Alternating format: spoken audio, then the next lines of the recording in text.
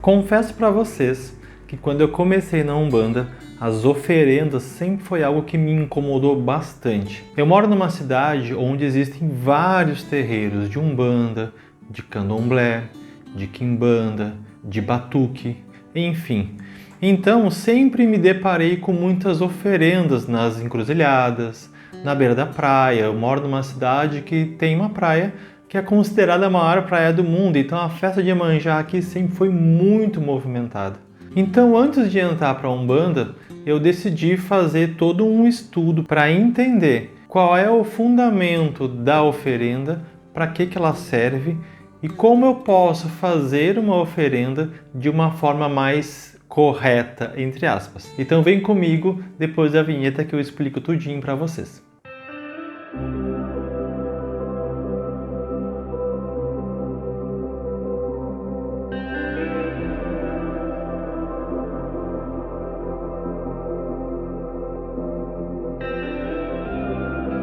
Salve o dia de hoje, dia de mais um vídeo aqui no canal. Meu nome é Thiago Ferreira e hoje eu trago um assunto um pouquinho polêmico, né? Justamente porque a oferenda é um assunto que está muito presente no cotidiano do umbandista. E muitas pessoas não fazem a menor ideia do que é uma oferenda, para que essa oferenda é feita e muito menos quais são os seus fundamentos. Tem pessoas que fazem a oferenda de uma forma muito automática, sem nem saber o porquê e como está fazendo. Eu gosto de contar sempre uma história engraçada que aconteceu comigo há muito tempo atrás. Em seguida que eu comecei a frequentar a Umbanda, antes de eu pensar em entrar para a corrente de fato, eu me lembro que eu estava passando por um problema financeiro bem significativo. E aí então um caboclo me pediu para eu fazer uma oferenda para Xangô. Era uma coisa bem simples, era comprar uma cerveja preta e levar numa pedra que ficava perto da água para poder fazer essa oferenda que Xangô iria me ajudar. Na época eu não sabia onde é que tinha aqui na minha cidade uma pedra que ficava próximo da água. Então um médium da corrente falou que numa praça aqui na minha cidade, que fica bem pertinho da Lagoa dos Patos, tinha uma pedra ali e que eu poderia fazer ali essa oferenda. Bom, o problema é que essa pedra fica na frente de um ponto de táxi. E esse ponto de táxi fica na frente da lancha que traz as pessoas da cidade vizinha para a minha cidade. Ou seja, as pessoas descem da lancha e vão para o ponto de táxi para poder se deslocar. Então lá fui eu com a minha garrafinha de cerveja preta, morrendo de vergonha, porque eu não queria que ninguém soubesse que eu era macumbeiro, né? Pelo amor de Deus, que vergonha. E bem na hora que eu estou chegando na frente daquela pedra, para a lancha e vem um monte de gente em direção àquela pedra. O que eu fiz? Eu abri aquela cerveja, só derramei assim, Xangô, me ajuda aí, pelo amor de Deus, virei as costas e saí correndo, enlouquecidamente, morrendo de medo que alguém pudesse estar vendo ali eu fazendo aquela oferenda, entre aspas, né? Então vamos entender um pouquinho o que é a oferenda, como a oferenda é feita, como ela deveria ter sido feita de forma mais correta, para que situações como essa não aconteçam aí com vocês também. Antes de mais nada, antes de entrar nesse assunto, é sempre importante lembrar que esta é a minha opinião, é a forma como eu enxergo, isso não é uma verdade absoluta, tem muitos pais de santo de outras casas que não concordam com o meu ponto de vista e tá tudo certo. A gente precisa respeitar a forma como é vivida a Umbanda no terreiro dos coleguinhas. Se o seu pai de santo disser que eu estou errado, respeite o seu pai de santo e faça exatamente como ele lhe ensinar. Eu gosto sempre de explicar que a Umbanda possui várias raízes. Se vocês não sabem do que eu estou falando, eu vou deixar linkadinho aqui para vocês, ou aqui, eu nunca sei, para que vocês possam assistir depois e compreender que a Umbanda ela bebe de várias fontes, né? Uma dessas fontes é a magia europeia, que a gente sempre ouve falar bastante, né? A Umbanda tem muita influência da magia e a oferenda é um dos itens importantes para a magia, né? Quando a gente estuda um pouquinho sobre magia, a gente percebe que o magista ele junta alguns elementos junto com a sua vontade para alcançar algum objetivo, para alcançar alguma meta. Usando um exemplo bem simples que fica mais próximo da gente. Se vocês já assistiram algum filme que fala sobre magia, Harry Potter, Senhor dos Anéis, The Witcher, enfim. O que a gente percebe nesses filmes? Que algumas magias, esses magos ali conseguem apenas fazer um comando e a magia acontece, mas para algumas magias mais complexas, eles precisam unir alguns elementos, que às vezes é a saga principal do filme. Para fazer essa magia eu preciso de um dente de dragão que fica lá naquela montanha. Então tem todo o caminho desse mago indo buscar o tal dente do dragão. Para fazer tal poção eu preciso de uma planta que fica não sei aonde. Então ali ele vai unindo os elementos para conseguir alcançar aquele resultado. Mas para muitas magias, e vocês percebem nesses filmes isso muito claro, que quanto mais forte o mago é, menos ele precisa de elementos. Quando o mago é muito poderoso, vocês nem vê ele juntando elementos. Ele tem uma vontade, uma firmeza mental tão grande que raramente ele vai precisar de algum elemento. A oferenda, ela funciona exatamente da mesma forma. É eu juntar elementos para alcançar algum resultado. Entendendo isso, é muito importante que caia por terra de uma vez por todas essa teoria de dar de comer para o santo. Eu sei que tem terreiros, eu sei que tem vertentes que acreditam muito nessa teoria de alimentar o santo, alimentar o orixá. E tá tudo certo, tá? Eu tô falando novamente pela minha vertente, pela forma como eu enxergo. O orixá, ele não precisa dessas oferendas. Os meus guias não precisam dessas oferendas. Eles são seres super evoluídos, são energias muito evoluídas. Quem precisa dos elementos da oferenda somos nós. Essa energia que é colocada ali através de elementos vão ser utilizados por aquele guia ou por aquele orixá em benefício de mim mesmo. Então ele vai captar aquela energia, vai usar aquela energia para alcançar um resultado que eu estou pretendendo alcançar. Eu costumo classificar oferendas em 3 tipos. Primeiro tipo de oferenda é quando eu quero alguma coisa, quando eu preciso receber alguma coisa. Então, por exemplo, eu quero conseguir um emprego, eu quero abrir os meus caminhos, é algo que eu quero alcançar, algo que eu quero puxar para mim, eu quero atrair isso, quero atrair a prosperidade, eu quero atrair saúde, eu quero ter força para encarar um desafio. Então, por exemplo, eu sei que eu tenho um desafio muito grande para alcançar, eu sei que Ogum poderia me ajudar. Então, eu posso fazer uma oferenda para Ogum para que ele me ajude a abrir os meus caminhos, para que eu tenha força para enfrentar aquele desafio. Ou seja, os elementos que eu juntei ali, junto com a minha intenção firme, mentalizando ali na força de Ogum, vai ser convertido para que eu tenha força para encarar o desafio que eu tenho pela frente. É para mim que essa energia vai ser utilizada, para que eu alcance este resultado. Segundo, eu posso utilizar a oferenda para retirar alguma coisa de mim, para me descarregar, para me limpar. Se eu estiver doente, para tirar a doença de mim, para afastar alguma coisa de mim, para botar para fora, absorver a negatividade. Se alguém fez um trabalho negativo para mim, então eu posso fazer uma oferenda para limpar, para cortar esse trabalho que foi feito. Então, uma oferenda para retirar. E o terceiro, que a gente mais ouve sempre, eu estou indo lá só para agradecer. Vou fazer um agrado. Eu vou na festa de Iemanjá e vou levar uma champanhe para fazer um agrado.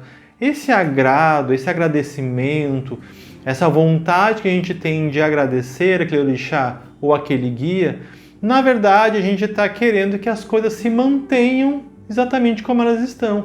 Eu estou me sentindo bem, eu já alcancei o que eu queria alcançar, agora está tudo certo. Vamos dar um exemplo. Vamos supor que eu fiz lá um tempo atrás uma oferenda para conseguir um emprego ou para vencer uma demanda. E eu consegui vencer essa demanda, eu consegui esse emprego e agora está tudo bem. Então eu vou agradecer. Então eu faço uma oferenda para agradecer, mas no intuito principal é que as coisas se mantenham como elas estão. Para que siga assim equilibrado, para que siga assim tudo bem. Então são esses os 3 tipos mais comuns: para receber algo, para afastar algo ou para manter ou para agradecer. No momento que eu compreendo então que a magia é feita através dessa junção de elementos para alcançar um resultado, então já cai por terra aquela teoria de que eu fiz uma oferenda errado. E muitas pessoas vêm me falar algumas vezes que tem medo de fazer oferenda, porque tem medo de fazer errado. Ah, Thiago, eu não sei se eu fiz certo, eu não sei se eu usei os elementos certos. Meus amores, a magia ela começa na minha mente. Se eu só tenho neste momento uma vela branca, uma vela vermelha, uma vela azul, é o que eu vou usar.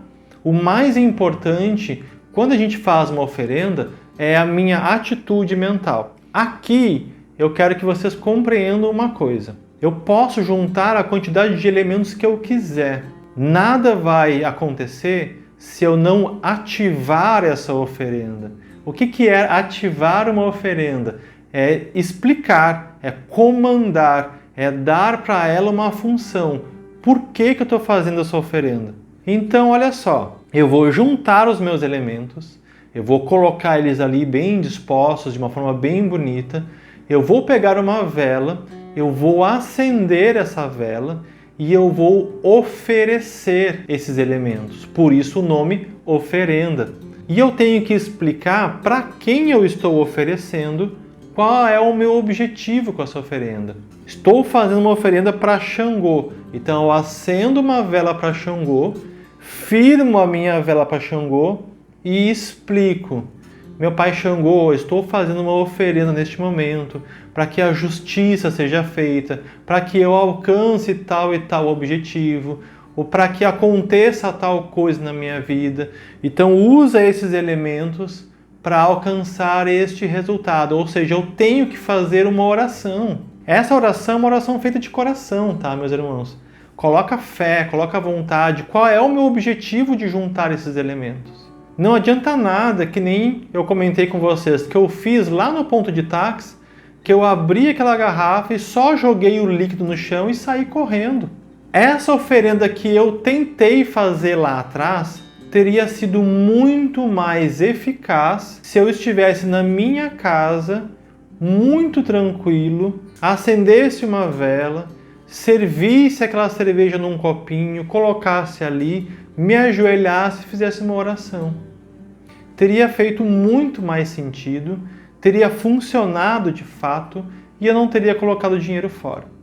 Então, juntar os elementos e jogar ali não vai trazer resultado nenhum se eu não ativar essa oferenda. Ela precisa ser ativada através da oração, através do comando. Oferenda feita em casa tem o mesmo peso que uma oferenda feita num ponto de força? Depende. Depende da quantidade de fé que tu tá colocando naquele momento. Lembra do exemplo do mago lá? Quanto mais vontade, mais força mental o mago tem, menos ele precisa de elementos. Ou seja, muitas vezes uma oferenda feita em casa, com muita fé, com muita força, com muita dedicação, muitas vezes tem muito mais força do que juntar um monte de elementos e feito de qualquer jeito, sem oração, sem vela, sem nada. Às vezes eu vejo umas oferendas gigantescas que a pessoa só largou ali, virou as costas e foi embora. Vai depender também de quais são os meus objetivos. Pensa que no ponto de força, o que é um ponto de força? É um local onde aquela energia está em abundância. Então, se eu preciso da força de Iemanjá, na beira da praia, essa energia vai estar com muito mais força. Então, talvez eu tenha mais resultado se eu fizer lá do que se eu fizer em casa. Mas, ao mesmo tempo, como eu disse, às vezes é melhor eu fazer em casa com calma e com fé do que ir até lá e fazer de qualquer jeito. Se eu pesar que nas duas situações eu vou ter muita fé e muita vontade, bom, então no ponto de força vai ter muito mais resultado, porque ali é o ponto sagrado. Ali o orixá está presente com mais força. Não tem como eu falar em oferenda sem pensar na questão ecológica. Se eu compreendo que o orixá é uma força da natureza. E quem não assistiu ainda às lives que eu tenho feito aqui no nosso grupo de estudo, eu fiz uma live toda falando sobre o que é o orixá, que eu vou deixar linkado aqui para vocês também. Se eu compreendo que o orixá é a força da natureza, se eu, como um umbandista, eu amo os orixás, eu amo a natureza, não faz o menor sentido eu poluir a natureza. Desculpa, meus irmãos que são mais clássicos, que são mais raiz, que acha que tem que levar barquinho para Iemanjá, que acha que tem que fazer uma bandeja e largar no meio da mata, acender vela no meio da mata, arriscando causar incêndio. Me perdoem se vocês acreditam nisso, mas eu particularmente, não vejo o menor sentido em eu amar a natureza e poluir a natureza. Também não gosto da teoria que as pessoas falam assim: é só não levar pratinho de plástico ou pratinho de papelão. Coloca numa folha de bananeira, por exemplo, coloca só frutas, só coisas que vão se desmanchar. E os animaizinhos daquela região vão até agradecer, porque tu está levando alimento e os próprios animais vão consumir aqueles alimentos depois. Isso é no mundo ideal, né, meus amores? Mas não é isso que acontece na prática. Eu lembro que esses tempos eu fui visitar a minha família numa cidade aqui próxima, que é São Lourenço do Sul, e tem uma praia linda. Eu fui visitar eles na época do isolamento social, porque fazia muito tempo que eu não via o meu pai, e eu quis ir lá ver como é que as coisas estavam, e aproveitei para dar uma caminhadinha na praia. Como a cidade estava num certo isolamento, então a prefeitura não estava fazendo a limpeza com a regularidade que deveria ser feita. Então, o que eu encontrei? Muitas oferendas no pé das árvores, ali pertinho da lagoa, que eram frutas que estavam completamente podres. Um cheiro horroroso, aquelas frutas podres, cheio de larvas, cheio de bicho, toda mofada, porque a prefeitura não tinha recolhido aquilo ainda. Então pensa comigo, que tipo de energia vocês acham que se acumula numa oferenda que está podre? Uma oferenda que está estragada, cheia de larva, cheia de bicho. Além de poluir a praia, além de deixar a praia com cheiro horroroso, ainda tem a questão do preconceito das pessoas. Está alimentando ainda mais um preconceito com a nossa religião, que é muito bonita. Thiago, como é que eu faço então para fazer uma oferenda na natureza, na praia, na mata, na cachoeira, seja lá onde for? Quando vocês forem fazer uma oferenda na natureza, vocês vão fazer da seguinte forma: vocês vão estender o paninho de vocês, vai colocar ali todos os elementos que vocês querem colocar, vai acender a vela de vocês, vai fazer a entrega, faz a oração, faz tudo exatamente como vocês sempre fizeram e vai aguardar até aquela velinha terminar de queimar ou o tempo que vocês acharem necessário. A ativação dos elementos dura o tempo da oração ou ainda o tempo da queima da vela. Quem não sabe como usar uma vela, também tem vídeo aqui no canal que eu vou deixar linkadinho para vocês. Tem vários links para vocês assistirem hoje. Ou seja, eu montei minha oferenda, fiz a minha oração para ativar essa oferenda. No momento que eu terminei a minha oração, esses elementos já estão agindo na minha vida.